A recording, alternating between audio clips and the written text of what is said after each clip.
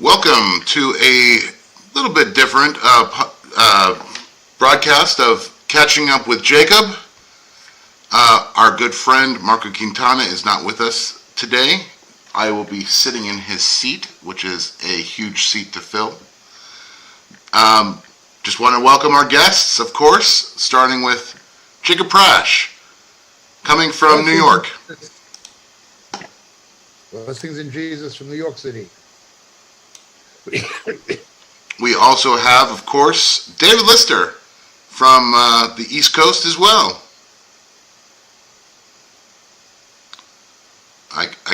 You're muted, David. It's good to be here. Good to see my brother. In the beautiful Bible Belt of the South. Amen. Finally, all the way in Australia, Davey, how are you doing, my brother? Yeah, not too bad, thanks. Not too bad. Doing pretty good, thanks. Awesome. And just want to remind everybody that this will be available in podcast. We always take this episode and upload it for podcast. You can find us on many different platforms, from Spotify to Apple Podcasts, Amazon Podcasts. We really give you a lot of selection there. We are streaming also this on Rumble, Facebook, YouTube, and don't forget about RTN. And unfortunately, Moriel TV will be fixed, but right now it is down. So let's get started catching up. All right, the first thing I have on our docket that we want to talk about, the Democrats are doing a bit of political maneuvering. They want to use the 14th Amendment. You brought this to my attention, David. Why don't you take it away? Well, the 14th Amendment, and particularly the Section 4, concerns public debt. And it reads very simply: the validity of the public debt of the United States authorized by law, including debts incurred for payments of pensions and bounties for services in suppressing insurrection or rebellion, shall not be questioned. But neither the United States nor any state shall assume or pay any debt or obligation incurred in aid of insurrection or rebellion against the United States, or any claim from the loss or emancipation of any slave, but all such debts, obligation, and claim shall be illegal and void. The thing is very simple.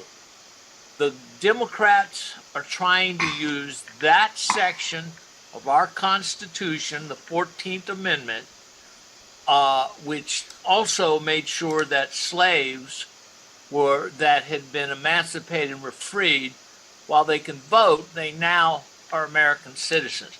So they want to use this as saying, and this is if you read what the liberals are saying, the left wants to question the validity of public debt and then skip all the stuff about insurrection and pensions shall not be questioned.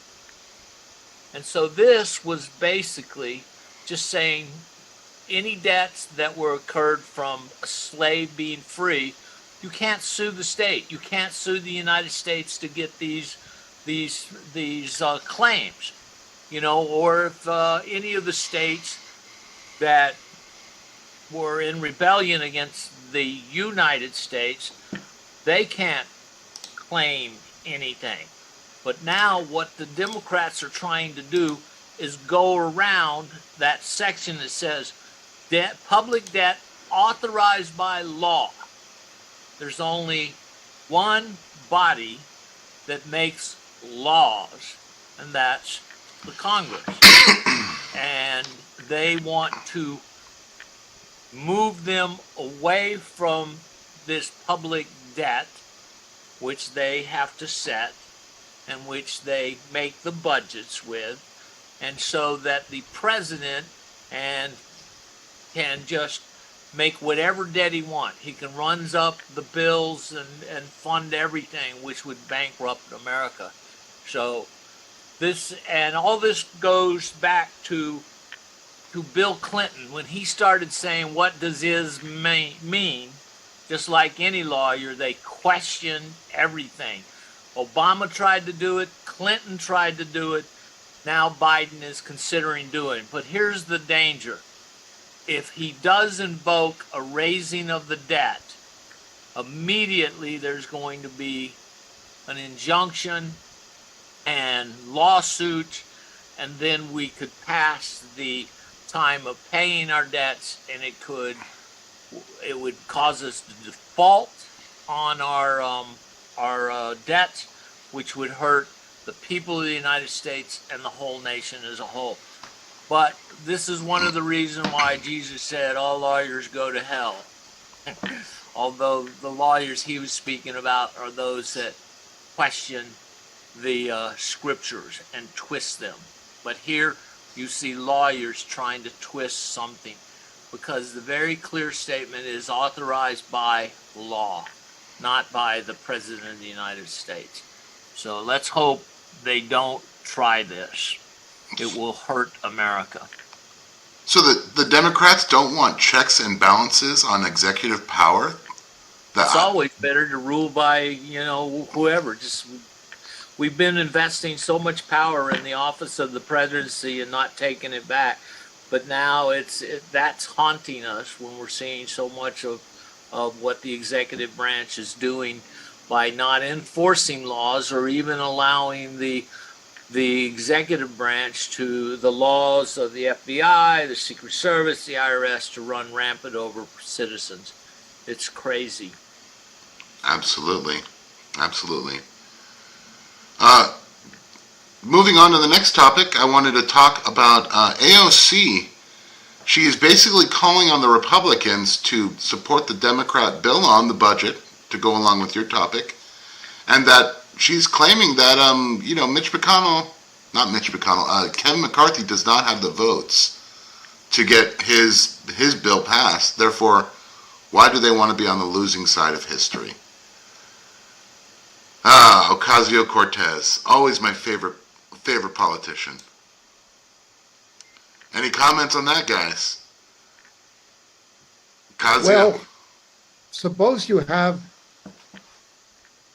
an irresponsible young woman who maxes out on her credit cards, and her way of dealing with her financial crisis is to continually apply for higher card limits and demand that she get it. And if you don't give it to her, you're discriminating against her because she's a woman or because she's a member of a minority or something of this nature. This is exactly what you're dealing with Alejandra Ortega-Cortez. You're dealing with an irresponsible woman, doesn't know what she's doing, doesn't know how to manage anything. She's not an honest person. She lies a lot, has been caught lying a lot. She's maybe even a pathological liar. Certainly an astounding hypocrite. Photographs of her during the COVID in Florida not wearing a mask. I mean, say one thing and do another. And she licks the boots of communist states like Venezuela. She doesn't even belong in this country. She should go to Venezuela, where she belongs. But be that as it may, this is what you're dealing with. She was a cocktail waitress put into power by a left-wing, West Coast, Asian American, not that that matters, political activist who made money in Silicon Valley. That's all she is. She doesn't know anything. When she gets caught, something that she can't factually deal with, she basically lies. But just think of her as an irresponsible young woman who can't balance her budget, can't assume any fiscal or financial responsibility for her life. So her mentality is just to ask for larger and larger credit limits. And if you don't give it to her, she throws a tantrum. That's exactly what that woman is. That's all she is. She's nothing more than that. She doesn't have the mental capacity to be anything more than that. What she's doing and what others like her are doing, particularly Jamal Bowman, is putting our grandchildren and great-grandchildren into further and further debt. They have no moral conscience about what they're doing to future generations or to the future of the country. First of all, they're too stupid to understand it. They're literally they lack the personal intelligence to be able to understand the consequences of kicking the proverbial can down the road and what they're doing to the next generations, having children being born with six figures of debt over their head. They're too stupid to know what they're doing. All they see is the short-term political interest. Give me a higher credit limit. Another member of the squad is Jamal Bowman from New York. Jamal, I don't know if he's a Muslim, it's a Muslim name. And he says Biden should not negotiate with the Republicans. Don't even negotiate, despite the fact that they narrowly control the House of Representatives, who controls the budget. They should not be negotiated with because they're terrorists. Now, this man was the mind of an animal. He has the mind of an animal. Actually calling Republicans terrorists. Terrorists. And you shouldn't negotiate with them because we shouldn't negotiate with terrorists. This is the subhuman level of intelligence that are being elected by people in inner cities to these positions, to their own ultimate destruction. But that's what it comes to. In the meanwhile, the people who have to live in the real world and understand the financial and economic consequences of these disastrous policies have a different perspective. Fitch, the rating agency, Fitch is getting ready to downgrade American government debt. The repercussions of downgrading the debt of the federal government are dramatic. What that will affect in terms of T-bill marketability, what that will affect in terms of asset insurance of all kinds of financial institutions, Fitch has to deal with the real world. Fitch is dealing with the real world, okay? Like Standard & Poor's have to deal with the real world. Ortega doesn't deal with the real world. She's a cocktail waitress who gets tips. And if she maxes out on her credit card, she asks for a bigger limit. And if she doesn't get it, she throws a tantrum. You're picking on me because I'm a woman or because I'm a minority or whatever.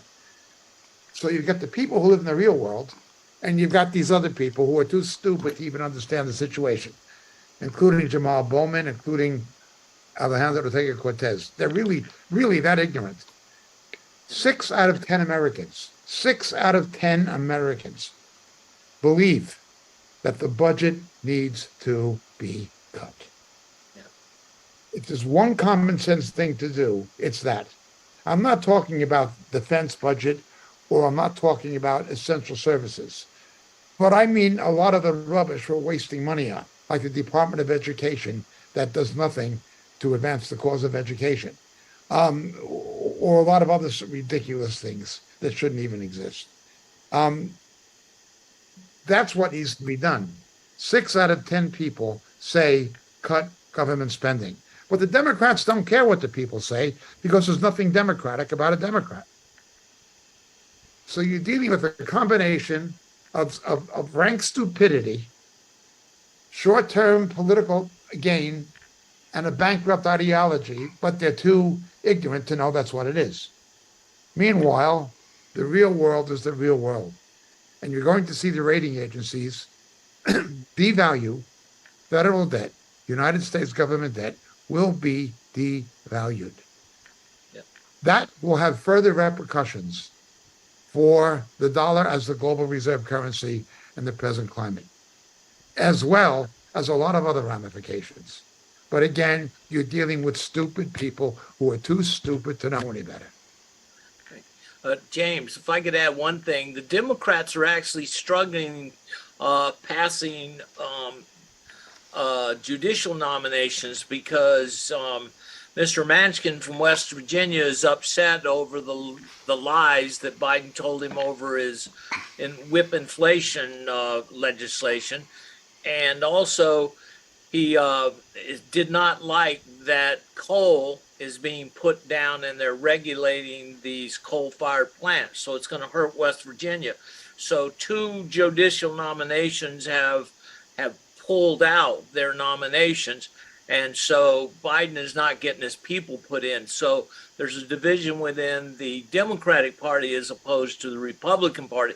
The Republican Party is standing pretty firm on trying to roll back the budget to the 2022 levels to reduce things, and they want to take out like $10 billion out from the IRS. There's a number of things, but what the Democrats are screaming about is every social fund policy that was really funded in 22. Now they think, oh, we're not getting enough of a raise. So this is what they're worried about. So the Democrats are struggling here too. So I think Biden's going to, God willing, Biden's going to negotiate on some of this and at least get maybe $1 trillion, and we can move forward. So, Wow. Huge mess. And as I recall, I believe it was Ocasio also who said that she was not being paid enough to be able to rent near where she works, and that she needs a raise. So to Jacob's earlier point, yes, a bartender that cannot afford to live the lifestyle she wants, so she wants her credit cards extended new limits. she should quit giving $10 million to her boyfriend, now husband, that came from her campaign funds. You know, maybe she'd have more money. She could start by doing stuff like that. Moving on to our next topic, the U.S. Marshals. We're tracking 225 migrant children here in the United States, and found that 25% of them were 25% they found, but they have been saying that they've been winding back in Mexico, they've been doing drugs, they've been trafficked for other purposes, and they've referred 49 people for criminal charges of handling these children. So as more children are crossing the border, they're winding up into basically criminal organizations. You brought this up to me, David. Please speak a little bit more onto this. Well, the first is good news is that 56 of these children have been found safe and in safe situations, possibly with their uncles or aunts or some relative.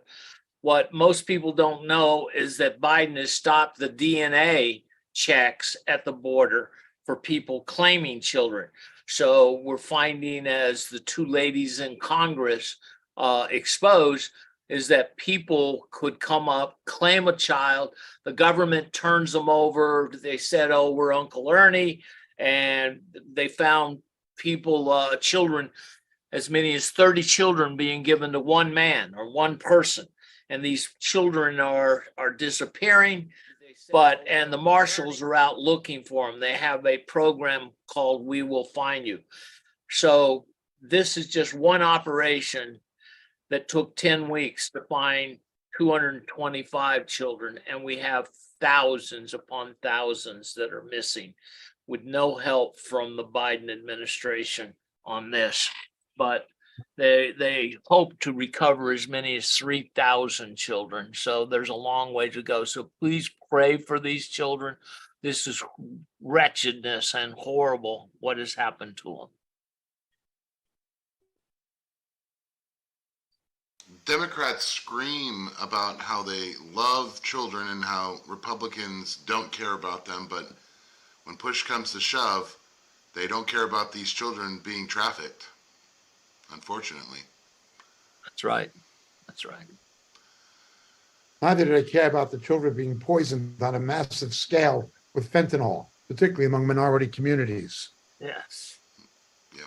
That's right. So what is 1 out of 5 deaths in California are fentanyl related? Did I read that right? Yes, it's the biggest killer between the ages of 16 and 44. The biggest killer, with the blessings of the Biden administration and the Democrats. Yeah. Crazy. Moving on, another issue that we're having with children. Target has recently jumped into the culture war, and they are reporting huge losses in their profits. I believe Davey mentioned 10% on their new because of their new line of children's wear.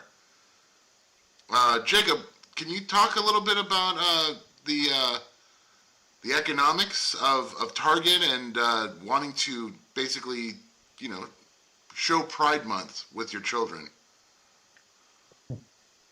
It is just another company added to the list that is Anheuser-Busch, InBev, that is Disney, and now it's Target, and there will be others. They're trying to have their cake and eat it too. On one hand, they're trying to use marketing and advertising campaigns to persuade people that they're involved with mainstream values, or they're not taking sides in a culture war. Let's put it that way. They're trying to persuade their clientele that they're not taking sides in a culture war. At the same time, they are taking sides in a culture war. Now, this may be partially because of the homosexual and lesbian influence within their own management and board of directors. That may be part of it. There are also political pressures on the state and possibly even federal level. That would be another. Another, however, is as you know, living in Hollywood, the disproportionate amount of homosexual and lesbian influence in marketing, in social media marketing, and on Madison Avenue marketing in the United States and Covent Gardens in England. You'll have a lot of homosexuals in advertising. You'll have a lot of homosexuals in media and in social media. You'll have a lot of those influences. So on one hand, they don't want to lose their traditional clientele. On the other hand, they have to placate the advocates or the proponents of the woke agenda and so forth. They're stuck between a rock and a hard place. David is going to tell us about a website called, I believe it's called Town Square, where people can know which industries, businesses in the United States are not part of a woke agenda and that manufacture their wares within the United States economy. David, could you speak about that briefly? Yeah, it's actually called Public Square.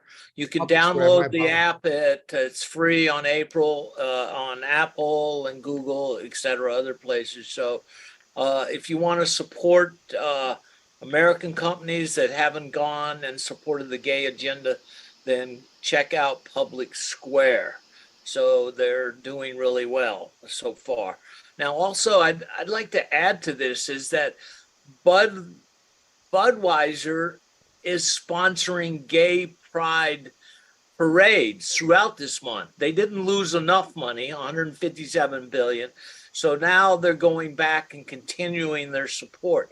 The LA Dodgers, I told a guy I bleed blue because of my being a fan since I was a young man or since I was a young boy to love the Dodgers. But now after their anti-Christian fake nuns and men crawling on crucifix undressed and all sorts of craziness, they've invited them to go out and celebrate gay pride. So we have a new addition, North Face, an outdoor wear company. These people have jumped in with a person that goes by they and she, which I think they said they're a lesbian or homosexual. I'm sorry, I get mixed up. Not trying to demean anybody, but I can't keep up with all the they, thems and stuff. I'm an old man. So anyway, but it's terrible that these companies continue.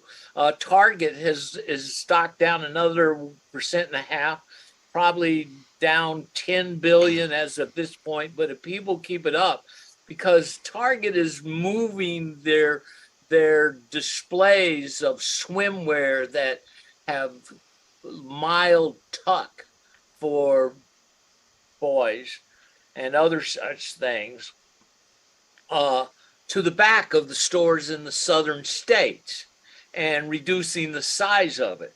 But it's kind of crazy. They're not removing it. They're not selling it.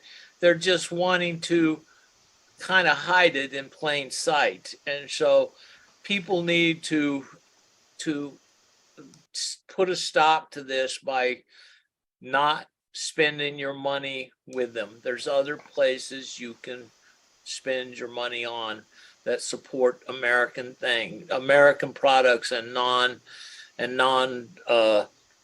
political options, that you don't have to fight the cultural war. If you fight a cultural war, you lose half of your your audience. So just sell products. That's what America does. It sells products. They don't take a stand on politics. So, Davey from Down Under, you had something you wanted to contribute. Oh, I was just going to say, with this Target merchandise they've been pushing too, again, it shows you the link between the occult and the LGBTQ plus movement too. All this merchandise that we're pushing was designed by a Satanist as well.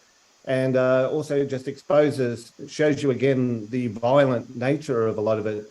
If you looked at a lot of the pins and stuff that they were pushing, there was like one of a guillotine with the blade coming down saying something like the tombstone of a homophobe sort of thing. A lot of them were calling for violence, for even drug use. So, and they're pushing this on kids. It's crazy, you know. So the LGBT community, Satanism, they're really trying to push mainstream now. So, Target's lost over 9 billion, and I think that was in 1 week, and I think that figure was like 2 days ago. So let's hope they continue to go woke and go lose money. yeah, let's help them lose money. Buy wood from other good places. You know, something that Jacob said earlier that I just wanted to comment on, you know, I've always often looked at the infiltration of the LGBTQ in Hollywood, in academia, in politics, and often wonder why the NAR doesn't have like a workshop course of the 7 mandate, a lesson how they can do the same from them. Because you want to talk about infiltration, the infiltration of the LGBT is much better than the Christians infiltrating the 7 mountains of media, politics, education, academia. You know, they're doing a terrible job of making Christian morals relevant. Well as, LGBT, they're selling worldliness everywhere. Yes. They've done a good job at it. It's just the infiltration is worldwide. We're seeing it overseas, everywhere. But the really money, except for in some places like Russia, from what I understand, is not going along with it. China is not going along with it. But who knows what the future holds. Moving on to our next topic, we were going to talk a little bit about Christopher Wray, the head of the FBI. Just recently, it's come out that he has some connections with some foreign entanglements, let's call them.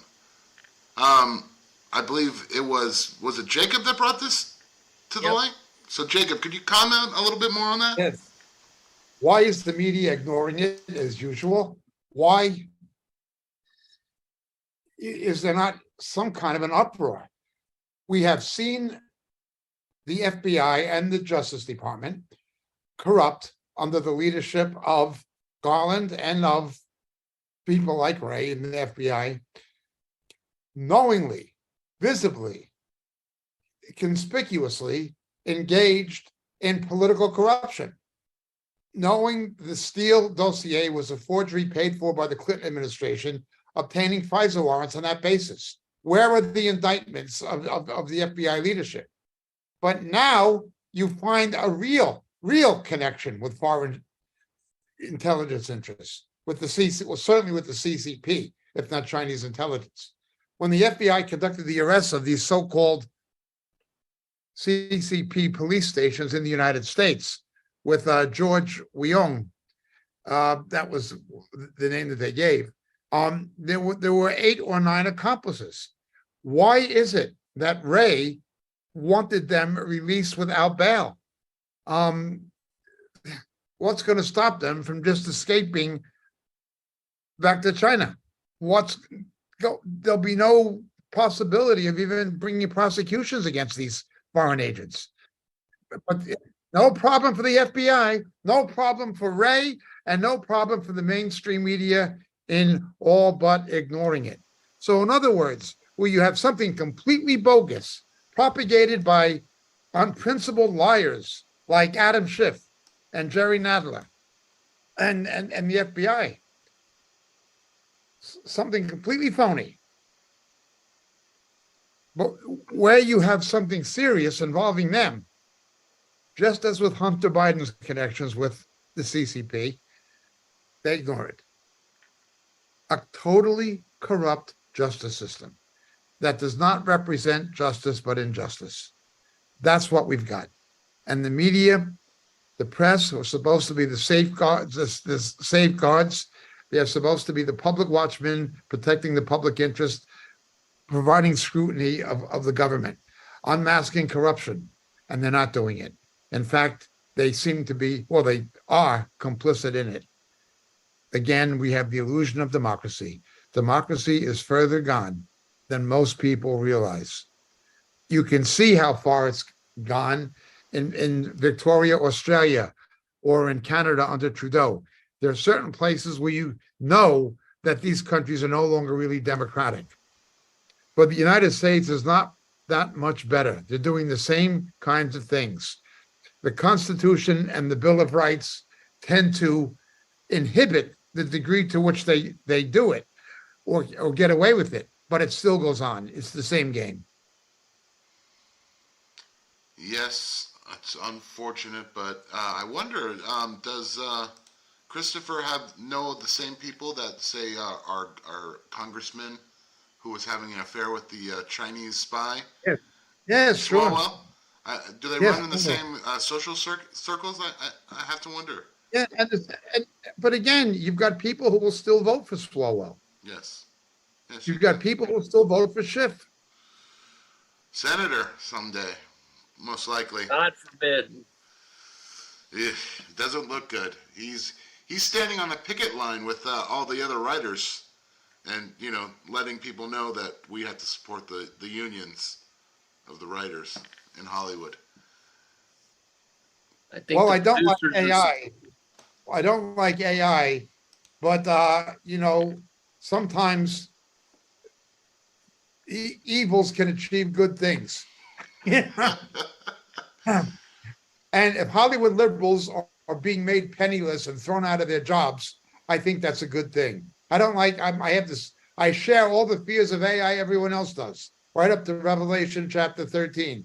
But if Hollywood liberals are losing their jobs, their careers, their livelihoods because of it, that is a positive benefit of it. Disney is definitely using it as a cudgel to kind of clean the wokeness out of Disney. So let's see what happens. They'll just program the AI to probably be even worse and more woke Right. than the writers. Our writers and producers didn't do this. AI did it. Exactly. Don't blame us. It was the AI, and it's completely impartial. Completely. Yeah. All right. Moving on to our next topic. This week we saw in U.S. politics the launch of 2 new bids for the presidency. We have Governor Ron DeSantis of Florida, launching his campaign for the presidency on Twitter.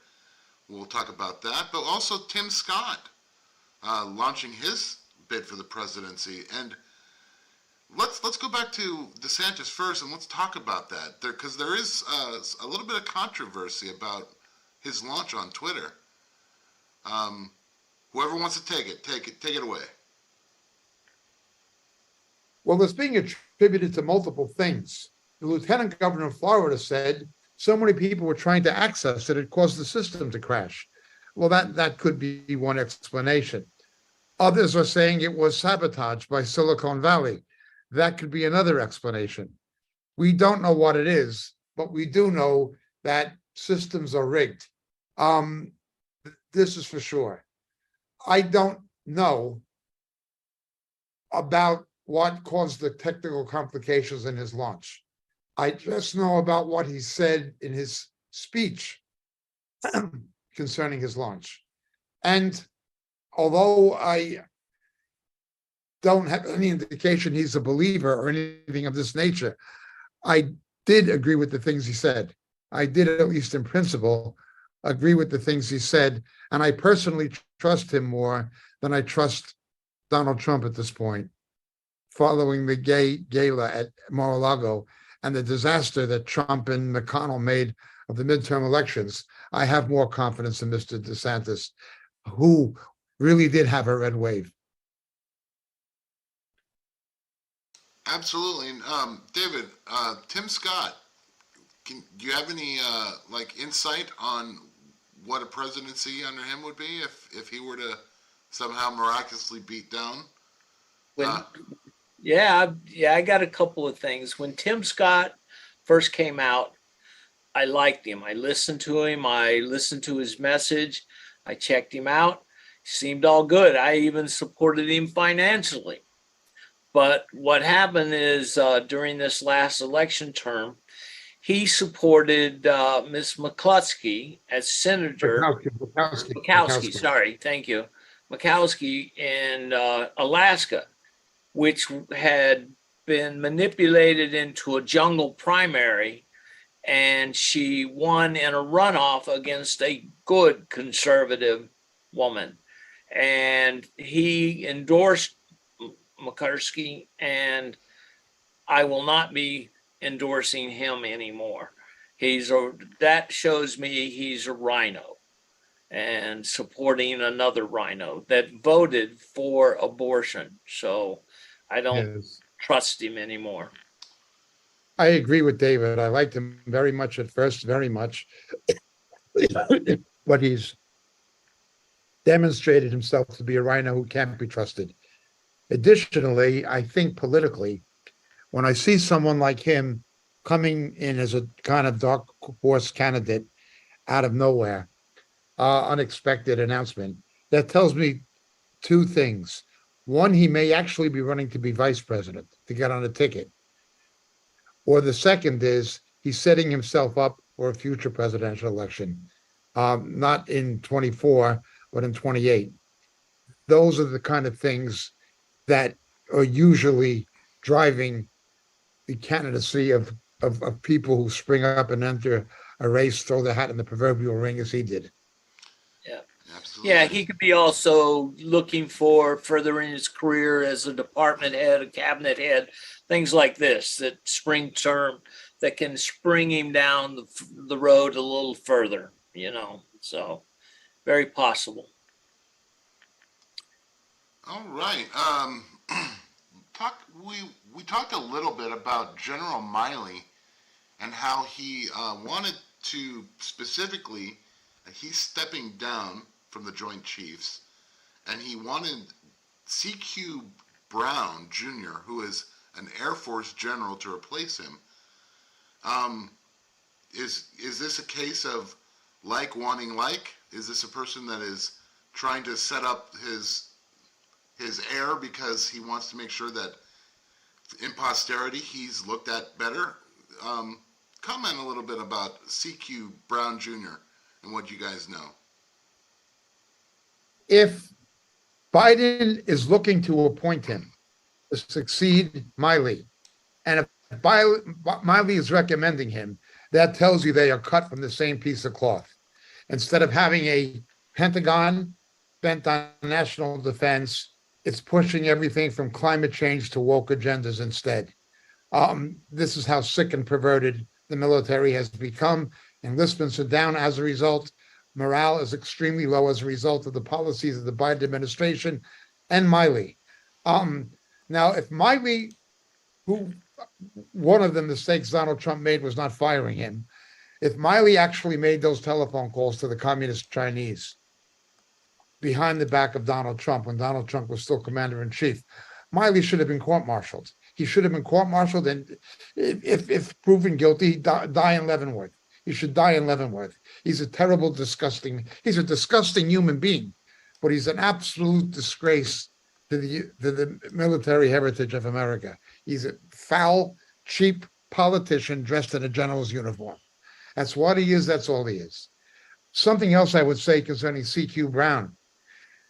When you have the chairman of the Joint Chiefs of Staff, you have a problem. Most of them have been Army simply because the Army is the biggest branch of the military numerically, okay? The Navy, if you include the Marines, would make more sense in the sense that It fights on land, sea, and air. If you include the Marines, it covers all theaters. The problem with the Air Force, and it's subforce within the Air Force, the Space Force, is that it is monofocal. It does not see things in terms of terrestrial warfare or naval warfare. It's very much focused on aerospace warfare. The last chief of staff we had who was from the Air Force was Davy Jones, who was responsible for the horrible abortion of the hostage rescue attempt in Iran under Jimmy Carter. Carter appointed an Air Force general who didn't really know what he was doing. He really did not know what he was doing for a terrestrial operation of that nature. Air Force generals are good for aerospace. They are not good at maintaining an overview involving naval, amphibious, terrestrial forces, as well as aerospace forces. So an Air Force general is a bad pick anyway. But now you have another woke loser waiting in the wings. U.S. military is in disarray for sure. Kind of on that note, looking at Ukraine this week, Russia took the city of Bakhmut. The Ukrainians are basically, supposedly, withdrawing to fight another day. There's a very few pockets left of resistance in that city. Let's talk about Ukraine and the continued conflict between Russia and Ukraine being backed by NATO forces. Well, as we've said, it's a proxy war between NATO and Russia now. Ukraine was simply cannon fodder. The devastating casualties of Ukrainian forces and Ukrainian civilians is absolutely shocking. The media has lied, the White House has lied, NATO has lied, number 10 Downing Street has lied. The Ukrainians have not done nearly as well as the official narrative tries to convince the public it has. On the other hand, Russia has not done nearly as badly. It's done badly, and it's taking effect now economically and in terms of young people leaving the country and things like this, brain drain. It has had its impact, but the Russian economy has not been hurt nearly as bad as we've been told. Now, it's hard to know how badly it has been hurt because they're not giving verifiable independent statistics. Like China, you can't believe what they say. They're saying they're doing better than they are. On the other hand, NATO was saying they're doing worse than they are. The truth is somewhere in the middle. Remember, this is blown up in Putin's face. It's blown up in his face. Now, in addition to Finland and Sweden joining NATO, creating another 800 miles of border with a NATO country for Russia. Now, even Ireland is readdressing its traditional neutrality and questioning should it become a member of NATO. This is blown up in Putin's face. It has strengthened NATO. It has strengthened European resolve. It has strengthened defense spending in Europe, especially in Britain. So, and the fact that the Germans are willing to suffer a recession as a result of what's happening in Ukraine and their reduced reliance on, or their non-reliance now upon Russian oil and natural gas, this is blown up in Putin's face. It is hurting him economically, howbeit not to the degree that the Western narrative has insisted it has, but it has hurt him strategically. It has very much hurt him strategically. I disagree with those people who say he's not a Stalinist, that he's not trying to resurrect. I don't think he's trying to resurrect the Warsaw Pact or the Soviet Union, but he's got Belarus. He wanted Georgia. He's taken Crimea, and he has designs on Moldavia, between Romania and Ukraine. He is an imperialist. He's a Russian imperialist. That's what he is. Those who are saying he isn't, and that we should try to somehow let him have what he wants. He's never going to be placated with what he wants. The only way out of this is negotiation. Only way out of this is negotiation. But Russia is paying a price for its gains. How strategically important this Russian victory has been is debated. Some say it opens up other areas of Ukraine to further Russian incursion. Others say it's not strategically important. It was only symbolically important for propaganda purposes inside Russia. Again, the truth is probably somewhere in the middle. You can't trust or believe what NATO's saying, and you certainly cannot trust or believe what Putin is saying. Or neither can you trust or believe what Zelensky is saying. Kind of on the back of the war in Ukraine, this week we had the UK increasing its defense budget. Jacob, you brought this up. The UK, the United Kingdom, is increasing their defense budget. Has to be in direct correlation, partially at least, to the war in Ukraine. Absolutely. That's been the leading factor presented by the present government. But there is more to it than that. Now that Brexit is extricated from Europe, it is not as capable of strategic and tactical interaction with continental-based NATO forces. It needs to become more independent just to be functional. Something else, I don't know to what degree it figures into the thinking of Biden, but there have been conservative, in Australia, the conservatives are called liberals, don't ask me why. Certainly the Trump administration and the British Tory government have talked about strengthening the Five Eyes, and bringing India hopefully into it as an English-speaking country. It's the world's largest English-speaking country, the world's largest nominal democracy, although it's not truly democratic. With this, the French were dealt out of the submarine contracts in Australia. They're being replaced by Anglo-American submarine technology, partly Australian manufacture. The English-speaking countries have had the Five Eyes in terms of intelligence. GCHQ in Britain, the NSA in the United States, and so forth. And I think it's called Pine Bluffs in Australia, and so forth. What they're trying to do now is make not only a strategic partnership, but an economic partnership between Canada, the United States, Great Britain, possibly India, and Australia, New Zealand. This would be a trade bloc within a trade bloc, and would be able to stand against the EU, and it will be able to stand against BRICS, because it is capable of total food independence and total energy independence, near total mineral independence. Some countries have energy independence, some have food independence, which is dwindling.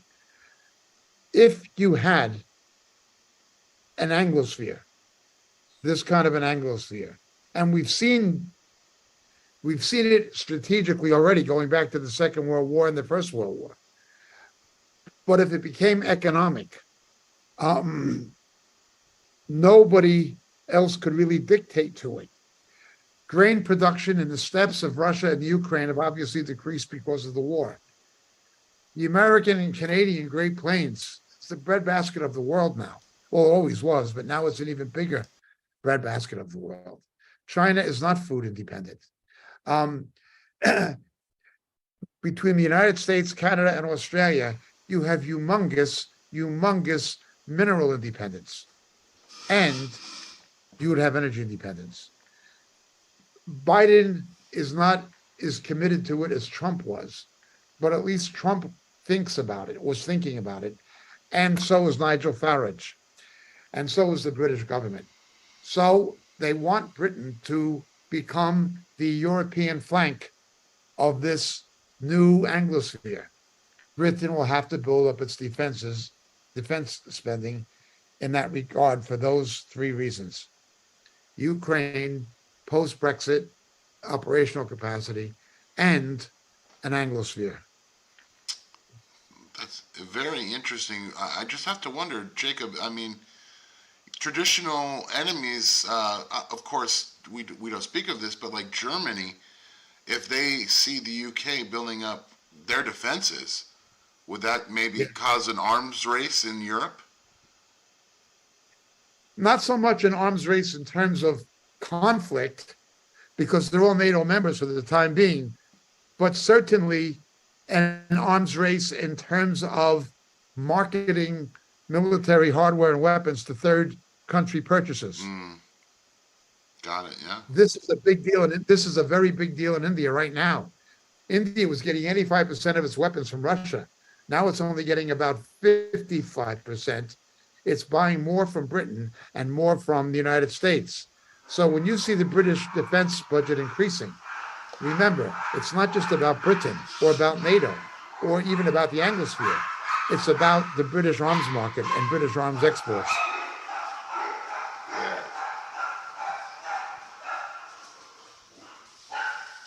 Sorry about that. The next topic we had down was the BRICS conference that happened this week. I open the floor to you gentlemen about BRICS meeting this week. What you had was foreign ministers speaking informally in preparation for a bigger conference, tentatively scheduled to take place, I think, in August in St. Petersburg. But because of the war in the Ukraine, that may not be engraved in stone as to where it would be. But what's happening now with BRICS, with Saudi Arabia coming into it, moving away from the United States, which is partly due to the disastrous foreign policies and incompetence of the Joe Obama administration, of Obama, who's really pulling the strings for Biden, obviously. That incompetence has done a number of things. And you'll see the fastest growing third world market, India, and China, and Saudi Arabia, and Russia, and Brazil, and South Africa, being the major economies among this consortium of 81 countries. Now, if you put all of them together, including Saudi Arabia, you have something that rivals the G7. You have something that rivals the G7. No other currency. So the euro couldn't do it. The yuan will never do it. Obviously, the ruble won't do it. The Indian rupee won't do it. No currency is going to replace the dollar as the world currency reserve. What they might try, though, is to get a BRIC currency. Try to do what the EU did with the euro. Get a common currency used among all of these countries, okay? A common currency used among all these countries to replace the dollar as the basis of the world currency reserve.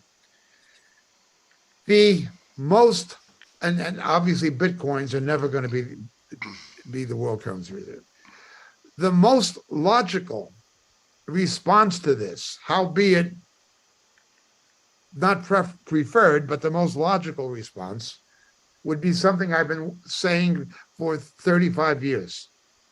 All you would need is an exchange rate mechanism, an ERM, between the American Federal Reserve and the European Central Bank. The European Central Bank is essentially the old German Bundesbank with a new name. All you would need is a one-for-one exchange rate fixed between the dollar and the euro, which they could do by using interest rates to keep the exchange rate in check. These other BRIC currencies, moreover, are more gold-backed, and gold can be very, very fluctuating in its value at any given time. Look at South Africa. South Africa is on the brink of an economic collapse. If it didn't have gold bullion, it would have collapsed. gold cannot be either understated or overstated. But the BRIC currency would tend to be more gold backed, and they're beginning to say even backed by other precious metals, but more so by rare earth metals. Rare earth minerals are all over the place. You can get them almost anywhere, but they're labor intensive. They're labor intensive. That's why China has dominated the market. It just takes so much human resource to produce it. So they could try to make a BRIC currency to challenge the dollar. A euro, what the euro tried to be for Europe, but didn't really succeed too well. They could try to do that for BRIC. And I imagine there'll be players who will. The other problems that BRIC has is Russia and India are not the best of friends at the moment, but Russia and China have a friendship of convenience. Long-term enemies remain enemies, but in the short term, they have a friendship of convenience. Mao and Stalin did not made a friendship of convenience, but even communism did not keep the friendship between Russia and China. Nothing will in the long term, but in the short term, you have that. China is the enemy of India. It is a threat to India. Everybody in India knows it. China also has always had a foot in backing Pakistan, India's enemy. So within the BRIC, who's going to lead it? Obviously, China will want to. But now India is overtaking China as the world's most populous country. And it is on the road to potentially being the next China. As China took the economic domination from Asia, from Japan, India has the prospect of taking it from China. Has a bigger market, has more scientists and engineers per capita. It's English speaking. It's somewhat democratic, and it has ties to the English speaking democracies. And it's considered a better capital investment base. So while China will want to see BRICS as a way to control things, much the same as the United States did, and Britain did at other times in history, the problem is going to be India. India. Will India go towards an Anglosphere, or will it go towards BRICS? There's no easy solution to India's relationship with China. They can try to say it's purely economic, but it won't be. It's impossible to be at strategic odds with somebody and think you can do business with them without the strategic prospects of conflict being a factor in the equation and vice versa. It just doesn't work. So that is one problem, the India-China factor. And China obviously wants to dominate over Russia, which the Ukraine is helping it to do. So BRICS has its own problems. I don't think in the short term it's going to threaten the United States dollar or the G7 short term. Longer term, that remains to be seen. And the country to keep your eye on in this regard is certainly India and the role that India is going to play. Now, there's one other thing I'd point out. Part of the reason for BRICS, the motive of these other countries to join it, is they're tired of the IMF, they're tired of the Bank of International Settlements, but more so in Geneva, but more so the IMF and the World Bank. They're tired of the G7 countries dictating terms of loans to these third world countries. They also don't like the political interference. The United States twisting the arm of Uganda, using economic threat as Hillary Clinton did, and as the Biden administration is doing again, to make African countries like Uganda liberalize their laws on homosexuality and lesbianism, trying to force this Western decadent culture on third world countries. Remember, as much as we may not like China, and as much as we may not like Russia, they have far more conservative positions concerning heterosexuality and preserving heterosexuality as the social and cultural norm. The reason these countries are rising up as threats to the West is because of the moral bankruptcy of the West, certainly evidenced in the area of the LGBTQ thing. Another aspect of this, and I need to close this, is China is becoming increasingly resented in Africa. A lot of the BRIC countries in Africa don't like China because China is basically buying up Africa and economically colonizing it. This is a problem. So it's the G7 against BRICS, but I don't expect anything earth-changing to happen in the near future, as many websites are saying, but it is happening. The outcome remains to be seen. Okay. All right. Turning our attention a little bit to another region. The news this week, we had the Iranians testing a new missile. What does this mean for the region, and what does this specifically mean for Israel? Jacob. Okay. First of all, when the Iranians test these new missiles, there's two reasons they do it. They may actually be testing the actual missiles themselves for accuracy, for range, for reliability and performance and so forth, testing the avionics packages, the guidance systems and so forth, and also the interceptability. There's the obvious reason.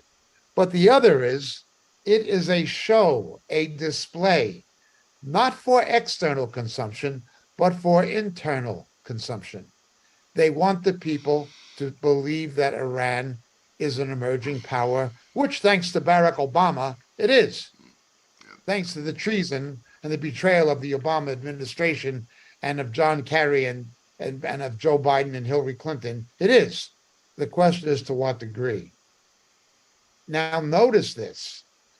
What this does is it fuels the move to the political right in Israel.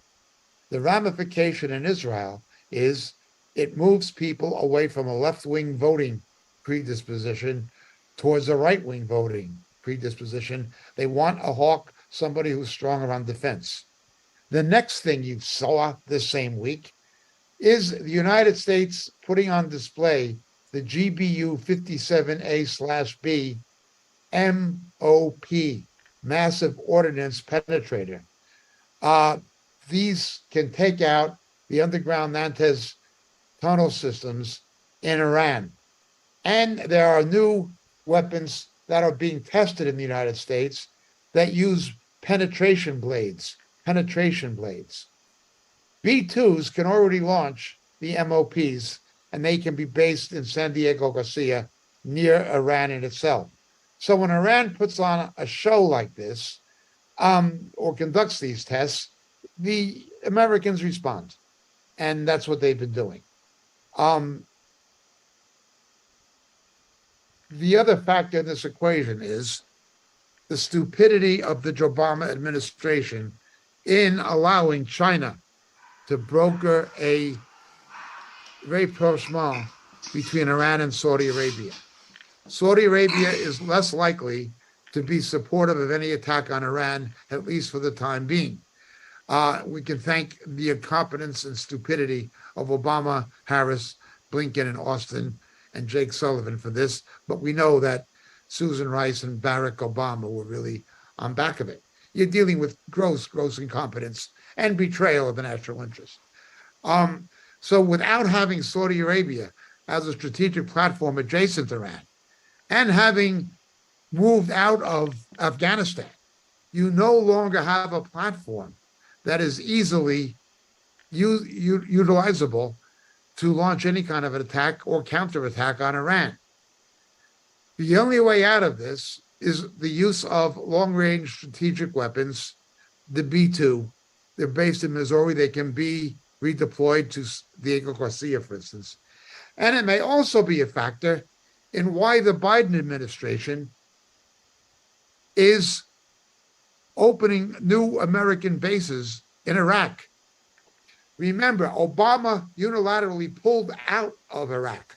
Once the war was essentially won and under control, once the surge of Petraeus worked, Obama pulled the American troops out of Iraq and handed it to ISIS.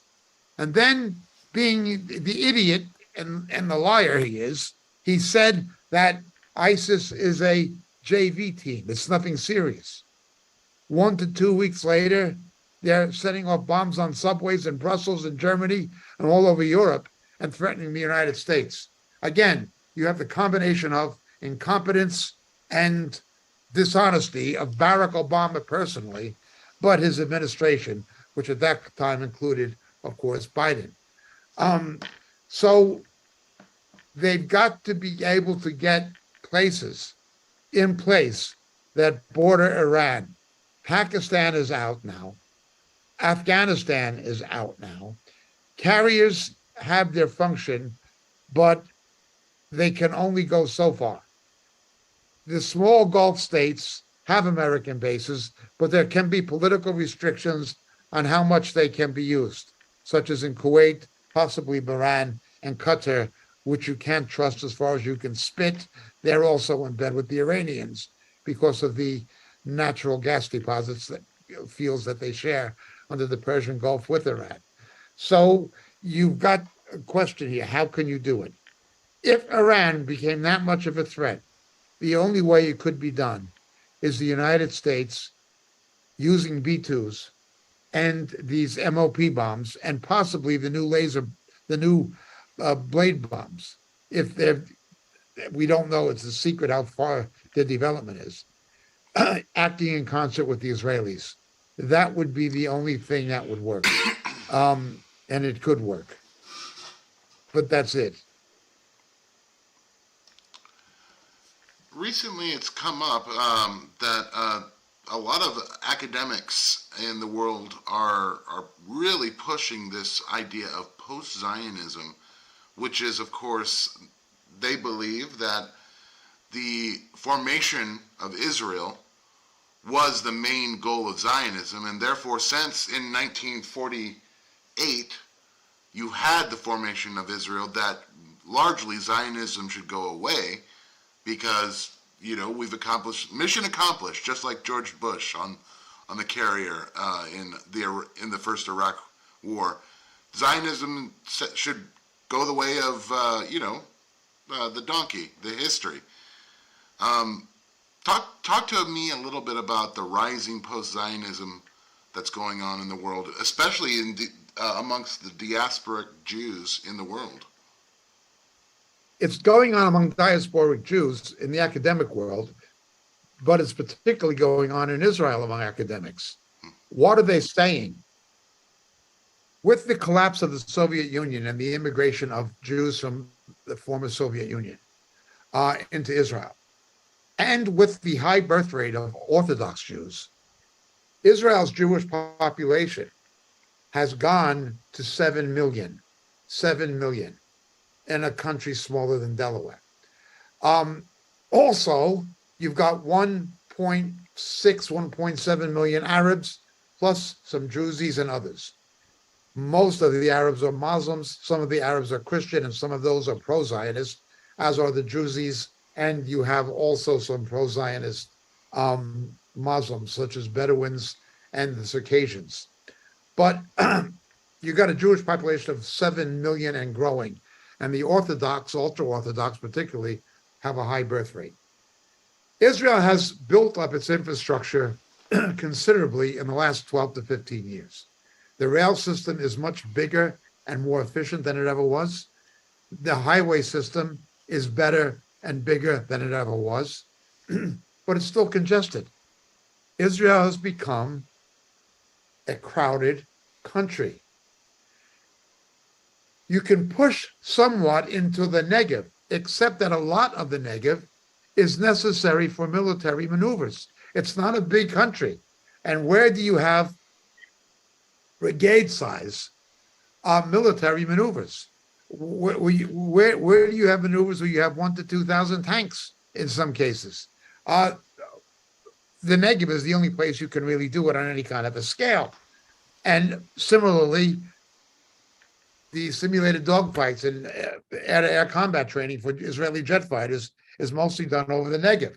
So, for strategic reasons, expansion into the Negev is a limited possibility. Although even there, Beersheba has grown, the Mona has grown somewhat, and Arad has grown. They've grown considerably. Eilat has also grown as more as a resort, rather a nice resort that became a tacky one with the growth. But you can only go so far with the growth in the Negev. Where else are you going to go? The only other place they can go is into the West Bank. Into the West Bank. You can build vertically, that is, put higher rise apartment blocks on the existing Jewish settlements, or you can expand horizontally. The Israelis have not been big on displacing Arabs or families from their land. They may try to purchase it, or if the land had been in Jewish hands before the pogroms of the 1920s, they may reacquire it through legal means. But they are not into going into Arab villages and saying you all have to leave. They've not done that. But now the question becomes, where are you going to put these people? Additionally, the Negev is kind of far from the port cities of Ashdod and Haifa. The only viable solution will be West Bank expansion. A lot of Israelis, particularly left-center Israelis, and particularly among the academic institutions, are saying the following. Israel should only allow immigration the way any other country does. The law of return should be abolished, repealed. It has served its purpose. We have a Jewish state. We no longer need one. It was a place for Holocaust survivors. It was a place for Falasha refugees. It was a place for refugees of Jews from the Soviet Union and so forth. It's fulfilled its purpose. We can't let people come back here and claim to be Israeli citizens just because they have one Jewish grandparent or whatever. We don't have the room. We don't have the resources. We don't have the ground to expand. We need to end it. So if somebody comes with a trade or profession or capital investment to make a new business, then we can give them a visa and the right of return. We can give them citizenship. We can give a Jewish scientist or engineer or businessman on a point system like other countries have, such as Australia. But the law of return that Israel has had, which is not all that different from the law of return of Germany or the Republic of Ireland, is outdated, they are saying. And they are saying this on the basis of demographics and geographical reality and population density, that being the factor. And of course, with the population density, there are environmental factors, pollution and so forth, traffic jam emissions and so forth. Well, the other thing they're saying is we can make one provision in the law of return that should there be a pogrom or should there be growing anti-Semitism in one country, then we can let Jews come in on the law of return if they come from that country. Well, that'll become a debate in itself because a lot of Jews have come from France in the last 10 to 12 years, simply because of the growth of Islam and growing anti-Semitism in France. Where are you going to decide where the Jewish population is under threat or not? So this is called post-Zionism. We have the state, we no longer have the land to absorb this many people. One possible ramification of post-Zionism or the post-Zionist environment will be to say the only way we can continue with a law of absorption any further, and what they're really concerned about is Orthodox Jews coming from the United States because they have huge families and they're getting more and more political control.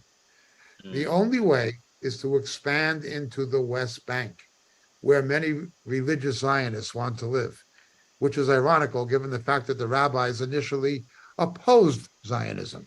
But now that there's a Jewish state, despite their opposition, they want to control it. which is another problem, both sociologically and culturally and politically in Israel. So this is post-Zionism, but it is becoming an issue, and it will certainly be a factor in any discussions about a so-called two-state solution. Where are you going to put the Jews? Such it is. Just wanted to remind everyone that we will be going to backstage pretty soon. So if you're watching us on YouTube or Facebook or any of our other platforms, we will be going to Rumble to talk about some topics that unfortunately we cannot speak in the presence of our digital overlords like YouTube. So we're going to go ahead and actually another topic that was brought up, I believe by David Lister, it was the investigation, the IRS, who has a huge infusion of cash, is going to be investigating Matt Taibbi. And for those who don't recall, Matt Taibbi is the reporter that covered the Twitter files of government collusion between Twitter and the Department of Justice, as well as the FBI. So it seems that Matt is in trouble with the IRS. David, I believe you had some comments about this. Well, this is one of the problems after the IRS got $86 billion to hire more agents. Okay, so they had some agent come out a couple of days before Christmas serving him with concerns about his tax form. Taibbi says this is quite a surprise for him, okay, because he had gotten money back on that return, and from what it seems, he's owed more money. So, but they wanted to alert him to problems, and they alerted him right before he was to go and speak to the Congress. So it's quite shocking the way that the government is taking these whistleblowers or journalists that are exposing them, and they're trying to shut them down. They did this with the men that exposed the FBI. They nearly destroyed their lives, and they're just letting people know, look, if you speak out against us, we will crush you. And Taibbi is, like you said, he was surprised that this happened, but he shouldn't be surprised because all of us. Now, one of the things the Republicans are trying to do is claw back some of that $86 billion in this budget fight. I think they want $10 billion clawed back in this year's budget. So it's, I think, don't be surprised if you see the IRS coming to visit you or me or any of us, because they want to shut up dissent. Again, a political police force like the FBI, like anything else in the deep state, just a political police force operating under the guise of legitimacy of collecting tax revenue. It's oversized. It needs to be abolished. It's something that the country got along quite well with in the first century and a half of its existence. We didn't need it then, and we don't need the IRS in its present form, at least now. But there it is.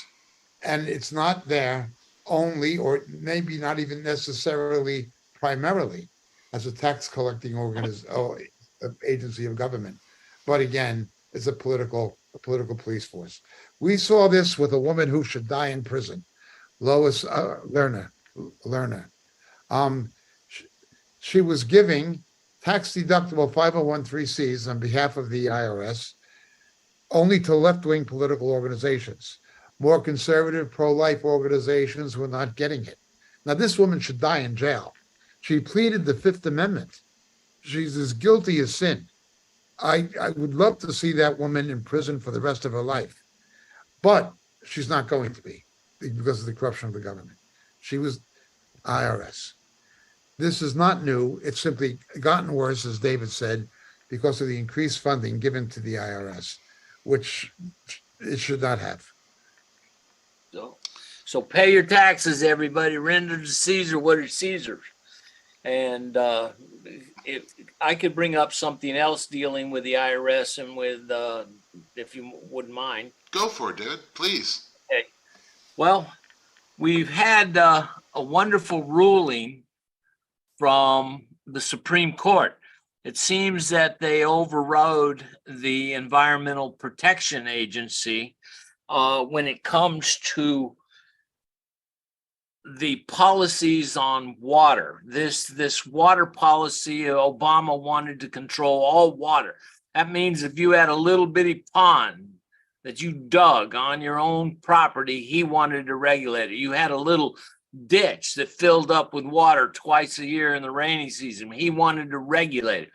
But the Constitution says that the government regulation of the waterways is for transportation. And so it did get expanded under environmental protection to at least try to make sure that there are not pollutants from mines and other things flowing into the waterways. But what they're trying to do is go too far. And so the vote came down to stop the Environmental Protection Agency for this couple building a home up in North Dakota. And it came down as 9-0. Well, the opposition party, the Senate Majority Leader, not McConnell, Schumer. Chuck Schumer said, this is a MAGA court. Now, again, it was 9-0. And so you're seeing that they want to control everything everywhere. And now the court is in opposition to them. So they want to load up the court. So there's nothing in our government that the Democrat wants out of their control. We need to really pray that they're removed from power, and especially in the upcoming election. May God bring us up some godly leaders. Amen. Please, Lord. Just wanted to kind of touch a little bit about it, but the IRS was weaponized against originally against the gangsters in Chicago.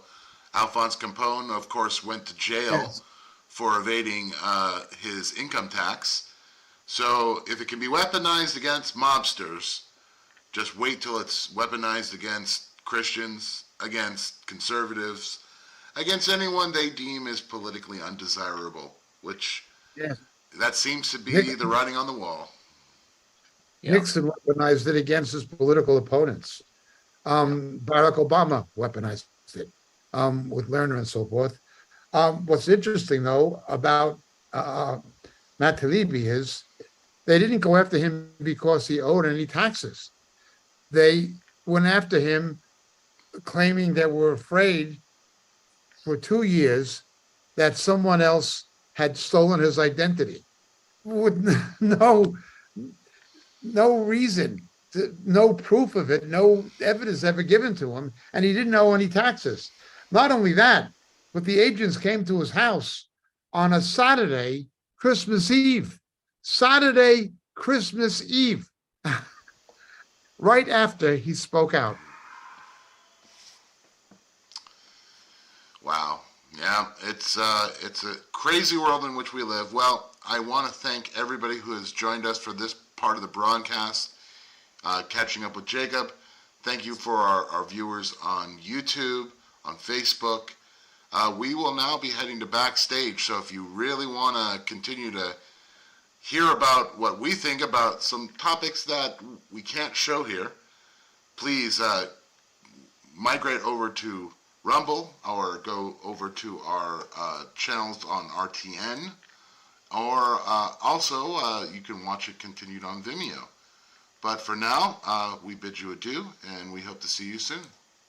Some good stuff coming up. Amen.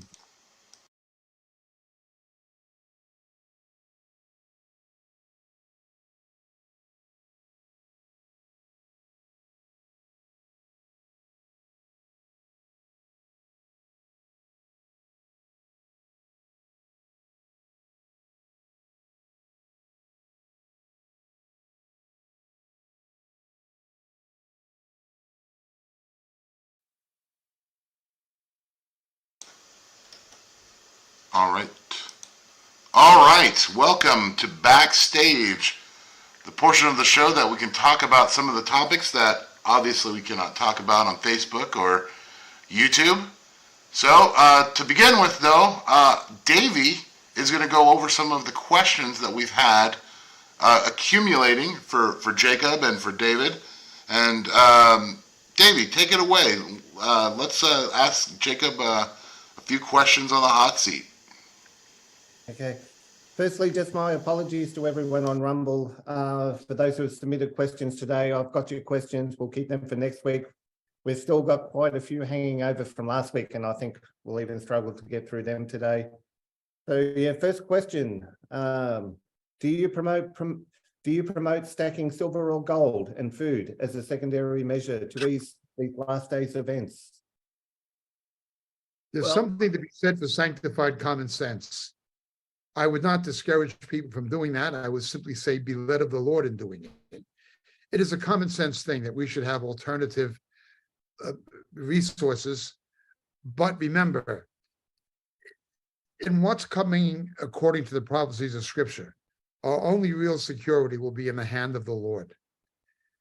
He promised that the faithful Christians will be rescued from the hour of testing, be kept from the hour of testing, which is, to the best of my understanding, that point in time where unless you sell your soul to Satan and take the mark of the beast, you cannot engage in commerce, buy or sell or have food. The rapture will take place before that for faithful Christians, before it gets that serious.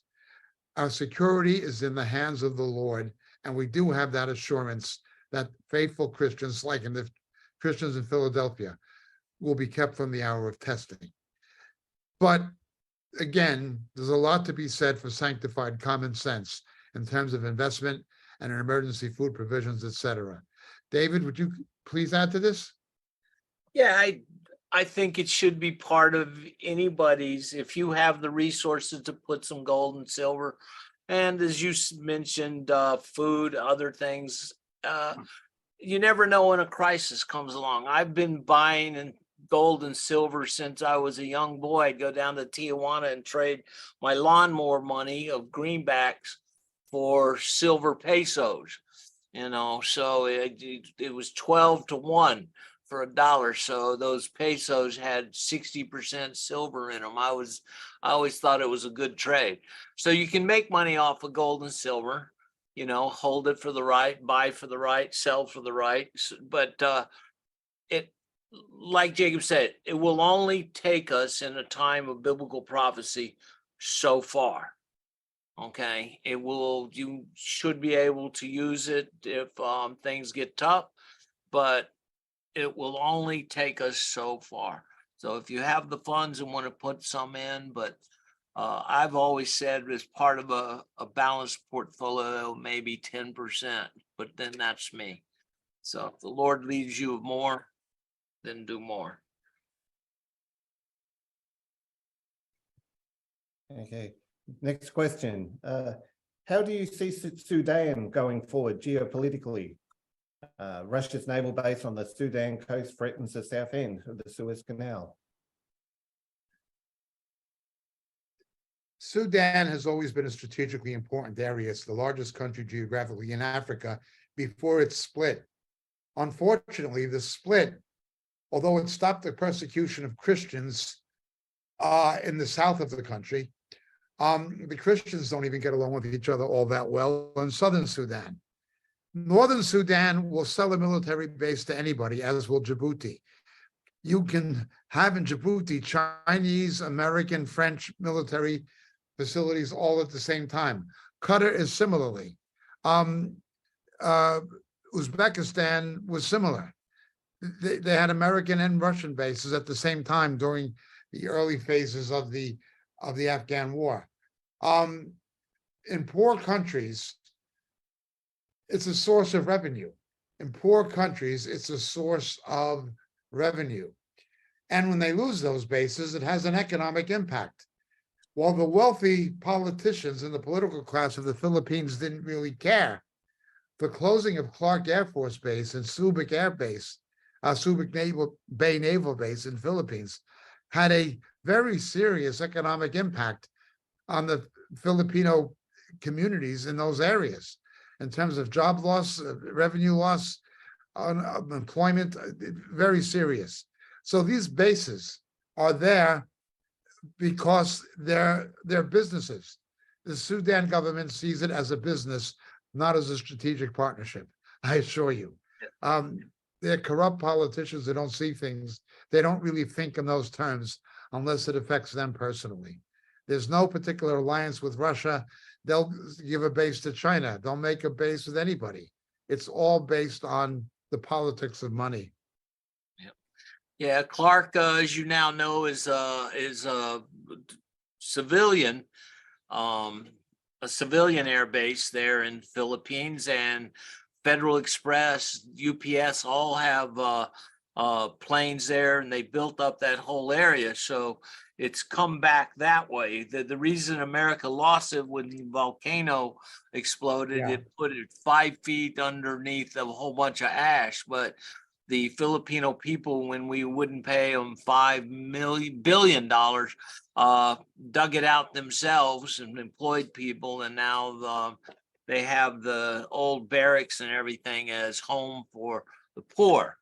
And but America is now negotiating for bases in the Philippines, 3 of them, and it'll be more than $5 billion this time. So, yes. Thank you.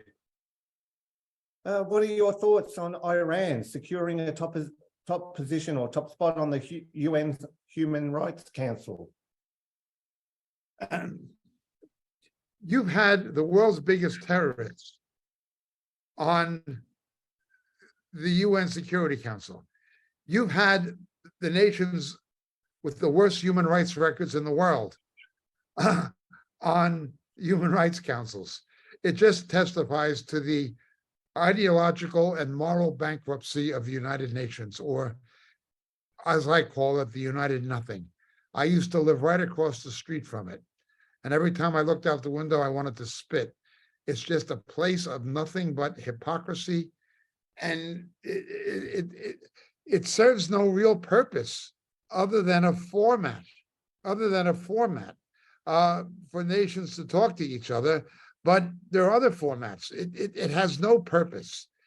Any purpose it did have residually ended when the Cold War ended.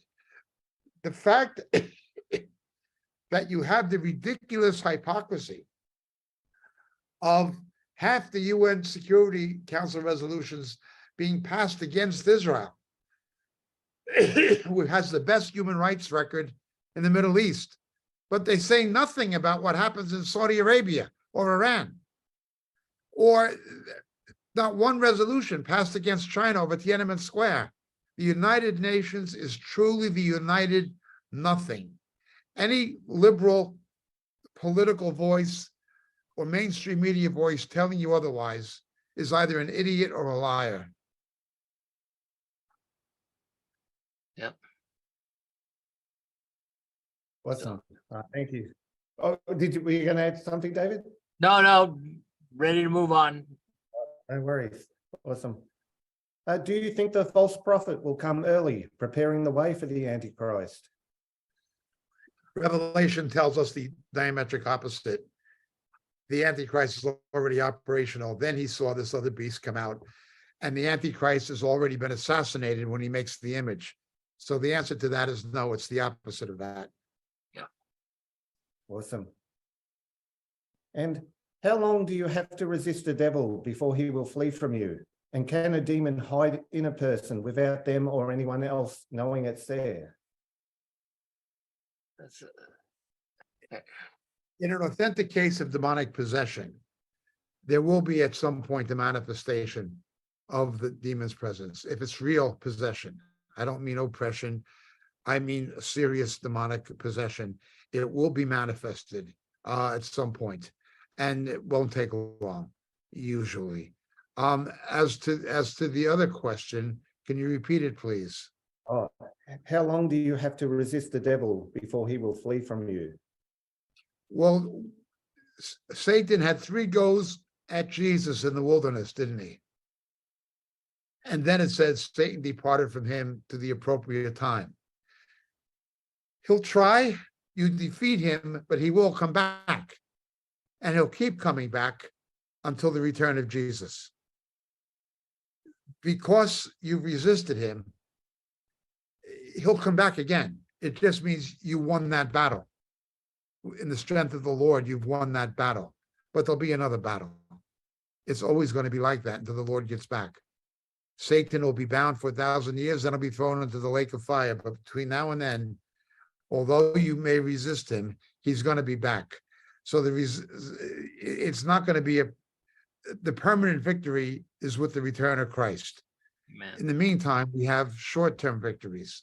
Resist him. Well, the devil tries to get you to sin. Say it's something, I don't know. Say somebody was a substance abuser or a gambler or something sexual. You say, no, I'm calling on Jesus. I'm calling on Jesus. I'm calling on Jesus. Eventually, the temptation will go away. It might happen within a couple of hours. It might happen within a day or a couple of days. It's always relative, but it doesn't go on very long. It does not go on very long. That's resisting. But this resisting of temptation is not to be confused with demonic oppression. Demonic oppression is something else, and resisting is not the key to the victory, although it is necessary. It's not the key. Don't confuse temptation with oppression. Good. Yep. Awesome. Thank you. We got time for one more question, or? Of course. Yep. Okay. If flesh and blood cannot enter the kingdom of God, then how will the people who are living on the earth at the end of the millennium enter the New Jerusalem? Well, first of all, we see that the same as there was a change in Jesus and he had a glorified body, and the scriptures say, we shall be changed. Flesh and blood, as we have it now, cannot enter the kingdom. That is true. But we shall be changed. It's not going to be these same present bodies physiologically. They'll be the same person. They'll be anatomical, but they will not be the same physiological nature. Look at Jesus. They didn't even recognize him at first. He could walk through walls. He could translocate. He was never going to die again. No, flesh and blood cannot, but the body is changed. I think one thing they might be asking Jacob here is that after the Lord comes and the millennial reign happens, there are some people that will be mortal, have flesh, and they will survive that. But if you define the kingdom of God as God, the kingdom of God is God ruling and reigning in our hearts, is there something to that? And that, and maybe they're mixing this thing up about the kingdom of God and flesh living there during the millennial reign. Well, maybe, I don't know. But in Revelation 20, it tells us at the end of the millennium, it says, blessed and holy is the one who has part in the first resurrection. Over these, the second death has no power. These people obviously are not going to have bodies as we know them, okay? The people in the millennium are not going to have bodies as we know them. Now, the people born in the millennium will have bodies as we know them, but there's no suggestion that they will not be changed. You know what I mean? They're the same as we are. They too will receive a glorified body.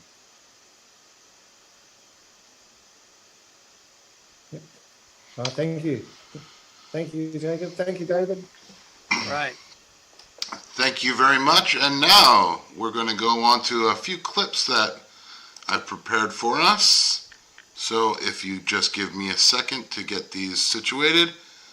All right, gentlemen, let's take a listen to this one first. about our illustrious former president.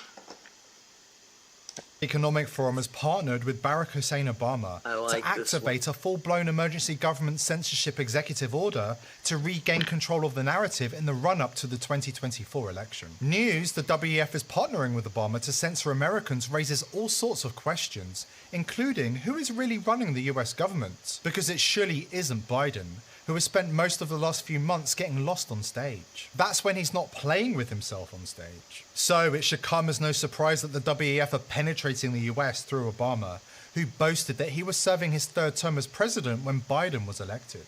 What you know now, do you wish like you had a third term?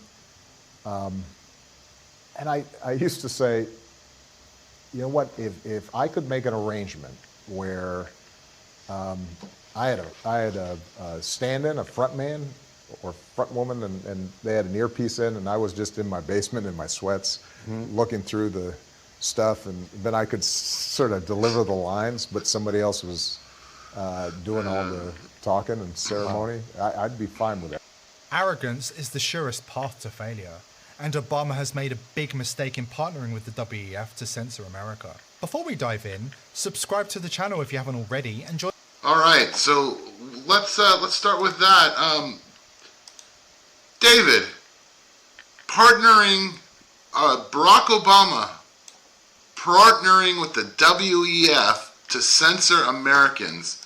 I don't know how we can even begin to address how that is just goes along with what Obama was pushing during his presidency, and now we're seeing a continuation of an erosion of American freedoms through him. Well, he always said he wanted a front man that would wear an earpiece that he could just speak to him and it will come out of his front man's mouth. Is that Biden? Well, kind of works that way. Seems like it, you know. So he's always had an agenda. He's always wanted the destruction of America. From everything I ever read about his early life to his upbringing, things like this, he was never a fan. You know, from his thesis and everything, and his papers that were at Harvard, which are still protected. So, and the people he ran with were all anti-American. So, and his administration was the same. But so partnering with the EWF, it was probably all part of the plan anyway. You know, to be on board with this, because they didn't just have this plan just in the last 5 years. This has been ongoing for decades, and now they have the power to get it out there and do it. Yeah, the only problem with the earpiece straight to Biden's mouth from, you know, Obama whispering in it is there's a brain in between there that can't quite. Well, that's debatable. I'm sorry, a damaged processing unit. Yes, there you go. Jacob, anything to add? It's obvious that Biden is nothing more than a senile stooge, just a corrupted crowd who's losing his mind. Barack Obama is by nature an anti-American professional liar. He's a professional liar. Just look at him. He lied 31 times on television to the American people about health care. You can keep your existing insurance. He lied 31 times. And there's people who are still stupid enough, white liberals and members of minorities, who will still vote for him in their stupidity, despite the fact that Afro-American family income declined by $900 per household under his presidency. The blacks were left worse off financially and economically than they were before he was elected because of their own bigotry and stupidity. They'll vote for him. Of course, some blacks do see through this. White liberals the same. Because of their own stupidity, they will still vote for him. These people are controlled by the narrative, not by the facts. And that is how Stalinism works. He's an Olenciist. He's basically, he has a Stalinist view of government. And he is obviously a globalist. Yes, he's anti-free speech. Yes, look what he did to James Rosen, the journalist. Yep. Just this Nixonian president who made war against the constitutionally guaranteed free speech. Barack Obama is a liar. He's an enemy of America, and he's a dangerous, dangerous man. The best thing that could happen is God's judgment would fall on him mightily and quickly. That's the best thing that could happen. The way he lit up the White House in the colors of the homosexual flag when the Supreme Court issued its unconstitutional decision, he's a bad man. But he's also a judgment. Again, the same way as Biden is nothing but a stooge of Obama, Obama was nothing but a stooge of the white liberal establishment. He was the food stamp president. What did he do? He bailed out the Wall Street banks. Nobody went to jail for September 8th, for which he was partially responsible. Him and Barney Frank and Chris Dodd, they were the ones most responsible. Of course, Clinton and Cuomo and Bush additionally, but Obama prevented any action being taken in the Senate that it could have prevented 2008. It was that they deliberately wanted to crash. Barney Frank played the same role, the homosexual who went to the same high school and Jewish community center I did, played the same role in the House. Barack Obama is a bad man. Well, he bailed out the Wall Street banks.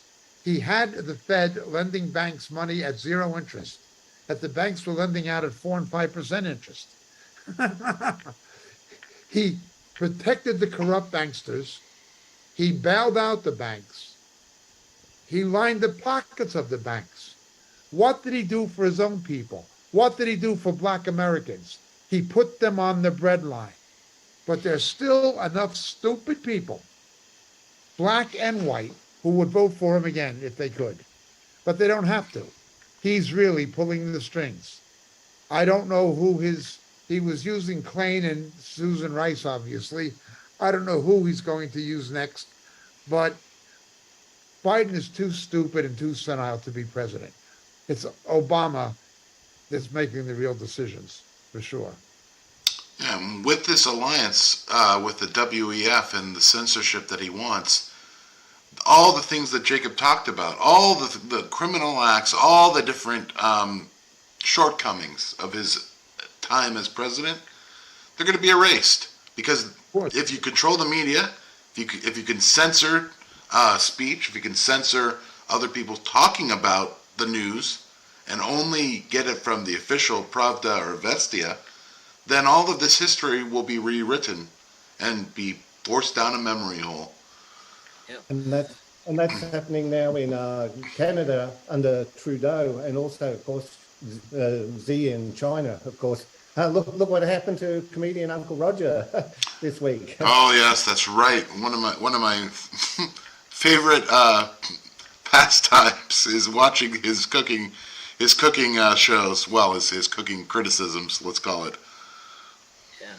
Well, one thing that Obama has voiced recently is that he's very concerned that the media has lost the plot, in that they're sending out mixed messages. They're not putting the narrative the way it's supposed to be under him, because places like CNN are saying, hey, Biden, you're a disaster. You can't run again. And so they're bringing up critical things that are outside of the narrative that he's wanting driven. So CNN has such low ratings, it is having to make certain policy decisions editorially and journalistically based on financial reality. Obama doesn't care about financial reality or market forces. He's an Olenskiist. He's basically a communist. He's a Stalinist. And so he doesn't care if a company's losing money. It doesn't matter. It's Vestia, it's Pravda, it's tossed to him. And he doesn't want them to behave like businesses. If they're losing money, tough. You should still continue to do the things going to cost you to lose money, as long as that is the official party line. And that's his mentality. Dougish. All right, let's watch another clip that I had prepared. Let me just pull it up. Where is it? This one, we're going to go to Down Under. Talk a little bit about some things happening in Australia. Are more important. 2 English-speaking countries, 2 crazy stories where we're pretending it was women whose feelings were hurt by real women. The truth is that it's men whose feelings are hurt by, they say, these women. Here's the first one. First to England. She is a woman of color. This is Baroness Kishwar Faulkner. She's Pakistani. And she's being investigated, and they're calling for her firing. She heads the Equality and Human Rights Commission, and people are asking for her to be fired because they say she used the term bloke in lipstick. That's now trending on Twitter, where people who are gender critical are calling out other people for dressing in woman face. Let me just restart that. 2 English-speaking countries are more important. 2 English-speaking countries, 2 crazy stories where we're pretending it was women whose feelings were hurt by real women. The truth is that it's men whose feelings are hurt by, they say, these women. Here's the first one. First to England. She is a woman of color. This is Baroness Kishwar Faulkner. She's Pakistani. And she's being investigated, and they're calling for her firing. She heads the Equality and Human Rights Commission, and people are asking for her to be fired because they say she used the term bloke in lipstick. That's now trending on Twitter, where people who are gender critical are calling out other people for dressing in woman face and saying that's a bloke in lipstick. So it's become a whole thing, right? This person, Emma Laslett, is the lipstick wearer in question. Emma Laslett is a biological male and calling for the removal of a woman of color for not respecting Laslett's womanhood. Watch. If your job is to protect people from discrimination, and while on duty and in front of everybody else who's doing that, you are peddling that kind of discrimination, then you're not fit for the job, and honestly shouldn't be doing it anymore. Okay, I noticed that Emma Laslett did not wear lipstick in that interview, and I have to think that that's purposeful. Some say Baroness Faulkner didn't actually say that about Emma Laslett, but rather said it as something people say. She just used the expression in meetings, as in people say these things. She says she can prove it, and she is ready to participate in this investigation, and she's ready to go because she thinks she's being witch hunted. Still, in response to this, trans activists did this. What they're doing is taking bottles of piss and trying to vandalize the Human Rights Commission building. That really ought to show them. Now, most likely this bloke in lipstick thing is a distraction from what Baroness Faulkner's real crime is, and that is that she wants to change the legal definition of sex to include biological sex. And that's where she became trans enemy number one. Because, trans activists have already co-opted the term gender. They want sex too. Here's an article about this. And in her argument, she was asked to respond to the gender recognition bill, and she wrote what I think was a very rational letter, not at all transphobic. What she's saying here is that, there is no straightforward balance, but we have come to the view that sex is defined as biological sex for the purposes of the Equality Act, and this would bring greater legal clarity in 8 areas. She talks about sports, homosexual spaces, sex discrimination, equal pay. She also makes this point that if a trans person who's a biological woman then goes and legally changes her sex to male, she loses the protection of pregnancy and maternity, unless we change those definitions too, which I'm sure trans rights activists want to do. This is why they're after her, not just because she said bloke in lipstick. They want her entire commission decommissioned because she wrote this report. And they say that she has fostered this community of abuse, that she's abusive, and that she, is transphobic. Over 30 LGBTQ plus charities have written a letter saying they want this commission gone. Now, I think it's worth noting here that this doesn't help trans people. Trans people are more likely on average, this is the statistics, on average to be poorer than the average citizen, and they have higher medical expenses because of the medicalization of their bodies and a higher incidence of mental health problems. So when trans organizations like this make this big stink about these kind of things, you're hurting our feelings, right? They actually make it less likely for their community to get a job. As a business owner, of course, you would think twice about the enormous liability of using the wrong speech. Like, okay, maybe I'm going to...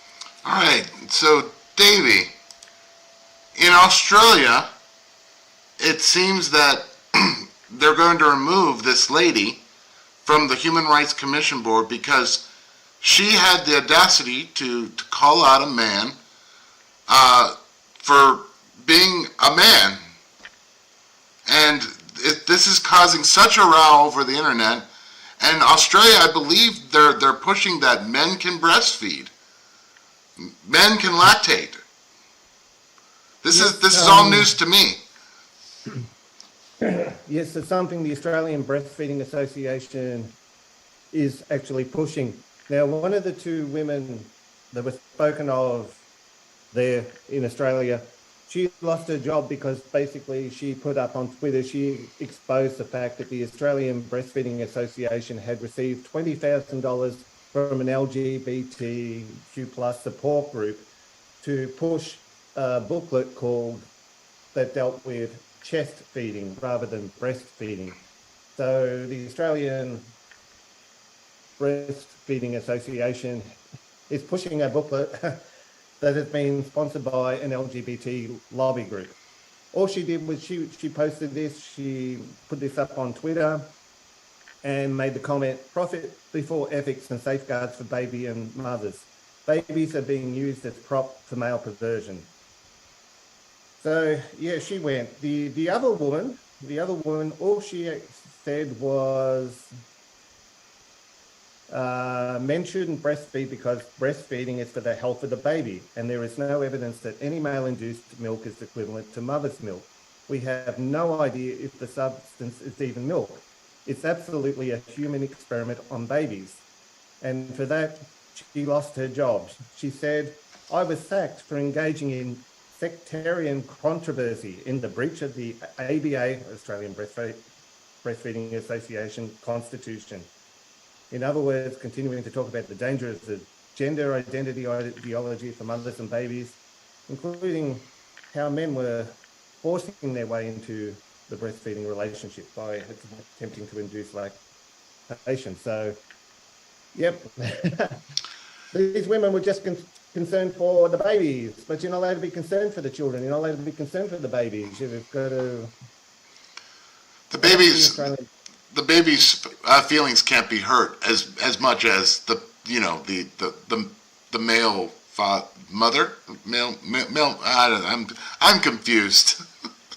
Yeah, it's got to be child abuse in the worst possible form, and as they said, it's an experiment on humans. It's kind of like babies need nutritional they need. Men can't breastfeed. It's as simple as that. Yep. God made it simple, and I'm thankful Lord He did. Yes, and June 1st, actually, Moriel will be celebrating pride in God's Word rather than pride in anything that man makes. And I believe the first video very succinctly states God's position on male and female. Very, very well, I think. To add more would be to detract at that point. God made them male and female. David, Jacob, any comment about this lunacy? And what happened in Australia used to be a place of at least, I want to say, partial sanity and had some Christian values, but Where is it? In Victoria, where Andrews is. Was Daniel Andrews? No, this was actually in Queensland. This incident was actually. That was in Queensland.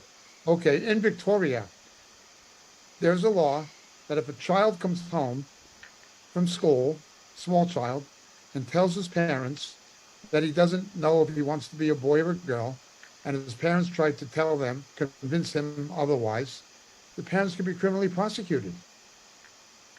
Yes, and the child will be taken away from the parents too. Yeah, the child will be taken away from the parents by these demonoids. Well, look, just as Sodom and Gomorrah and the cities around them, since they in the same way as these indulged in gross immorality, when after strange flesh and exhibited as an example and undergoing the punishment of eternal fire. Okay. Yet in the same manner, these men also by dreaming defile the flesh, reject authority, and revile angelic majesties. What does it say? They are exhibited as an example and undergoing the punishment of eternal fire. Andrews, you're going to burn forever, and nobody's going to feel sorry for you.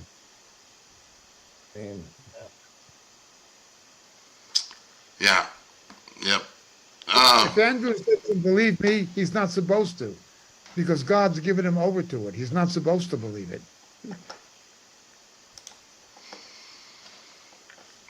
Moving on to our next topic. Actually, this was brought up by David Lister, so we'll have you comment on this, David. 66% of voters say that Biden should not have a second term. 66%. That's a large amount of people. Well, people are starting to see and feel and experience the effect of an Obama administration on their lives. Inflation, under Trump, when he left office, inflation was 1.2%. Now we've had 2 years of inflation that got up to 11 or 12%, and it's come down a little bit, but still problems. The supply line chain problems, all sorts of problems, all of Biden's making with his various cronies and unions and things like this. The taking away of your liberties, your right to travel. All of these things have been key marks of Biden's administration. The destruction of businesses, the outlawing now, they want to outlaw gas stoves. They don't want you to have just calming everyday things. They want to take your gas cars. They want to give you an electric car at greatly increased value, so that it will be unaffordable. And so everything that we know about America, Biden is making inroads to destroy and take away and destroy also the middle class. To your point, David, they want to take away, if you eat too much meat in New York, you're to be reported, and your ration of red meat product, sooner or later, they'll get to around saying, oh, you've had too much, you can't buy anymore. Well, I don't care about New York except for my Christian brothers. But if all those people quit eating beef, well, that would mean more supply, which might lower the price for us, and I'll buy more.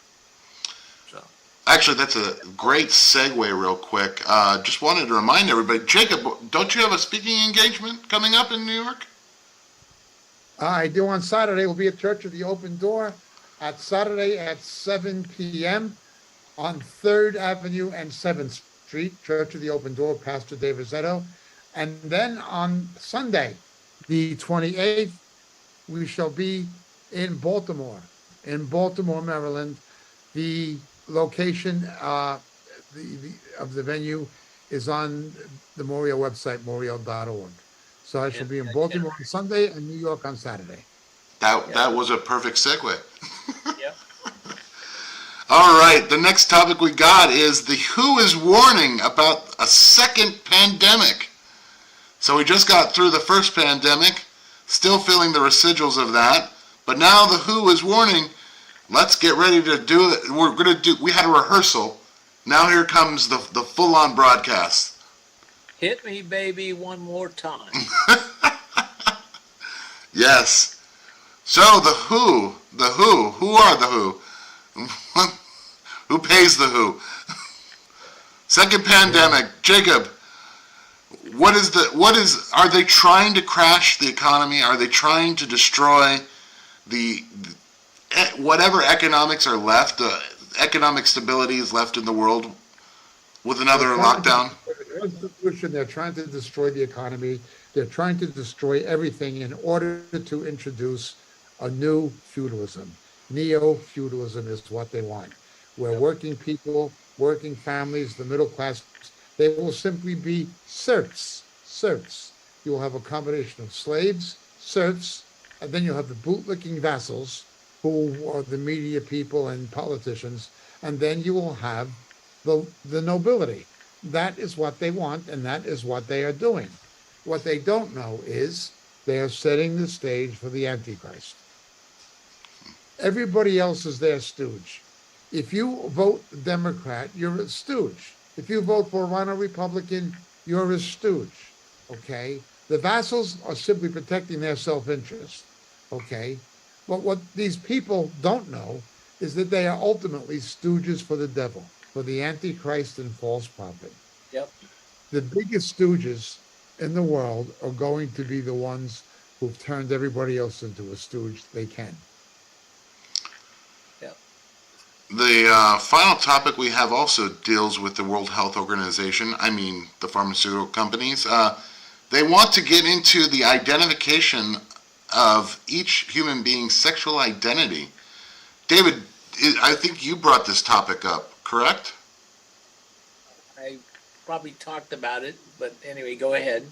So, why does the World Health Organization want to be able to get into the sexual identity? How does this affect the world health? I don't understand the connection. Well, I think you said it when you talked about the pharmaceuticals. The pharmaceutical industry is a powerful industry. It makes mega profits. So if we create sexual identities, synthetic sexual identities, we can change and flow back and forth. It's going to be a constant, as that lady talked about from Australia in that report, that people will have the highest amount of money going to the pharmaceutical industry. There'll never be a cure. There will only be ongoing cost for people to have. But I think what happens is eventually when the economy's bankrupt, like most socialist systems, there won't be no money and people will be completely out of luck. In Britain today, you can't even hardly get an operation, much less.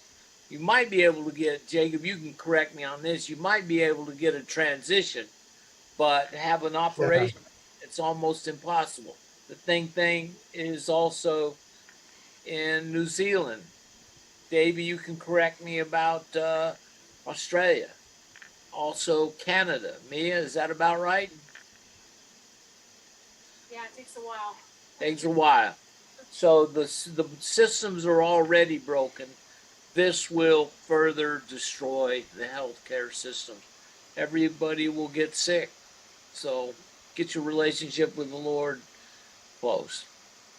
Again, if there is another pandemic, it'll be engineered and it will be something being misrepresented by the mainstream media and by the corrupt government as a public health crisis, but it will not be addressed as a public health issue or a scientific or clinical issue.